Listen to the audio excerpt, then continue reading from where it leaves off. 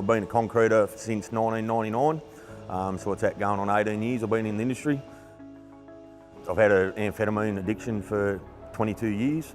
Started out on speed when I was younger and then progressed through to ice once ice came out. I first started, I used to hang around a lot of blokes we used to do a lot of pig hunting. So we'd go out night time and whatnot and chase pigs. They'd all get on the gear and I wouldn't. And then through them blokes, I sort of started getting on it a little bit, and then it just became more and more, and then it went from recreational to dependency pretty much. So in a very quick period of time. And that was at the age of virtually 20 years old. And from there it was just 22 years, mate, of addiction, of fighting the addiction. It's affected my job a lot in the fact that when you do get on it, you don't turn up to work, and then when you do turn up to work, you're fried from the drug. You don't see reason, you know what I mean? My dream job was to be an underground coal miner.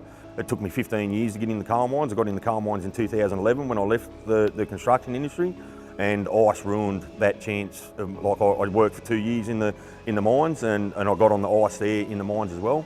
You know, I'd get off it for 3 months and then get back on it, and you know, I think the longest I was ever off it was 6 months. And that was before I had my last fall off the wagon. And then, yeah, once I went back onto the ice again, it pretty much ruined my life, you know what I mean? I was to the point where, I was pretty much going to die.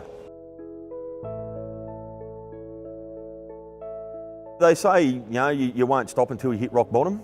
Mate, I'd lost everything. I'd been homeless before. You know, it was to the point where my daughter didn't want anything to do with me, my family, you know what I mean, all my friends. And the day that they voted me out as a union delegate is pretty much the day that I decided, that's it, I've lost all these boys' respect. I need to do something about this.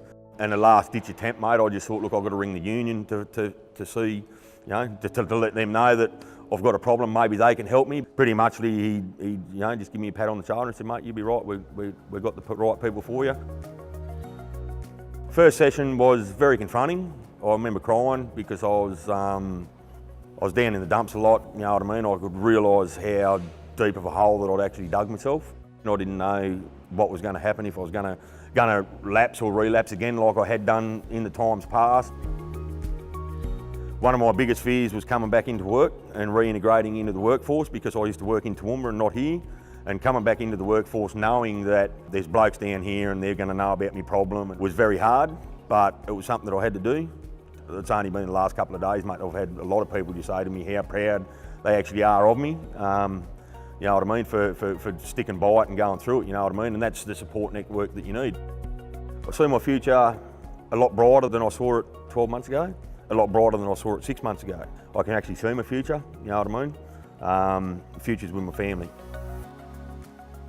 If you put your hand up in this industry, which is hard enough to put your hand up, being a man, you know what it's like, you know, a lot of men don't talk about their problems, they just bottle them up. And this impairment policy, it gets people back on the right track and then reintegrates them back into the workforce.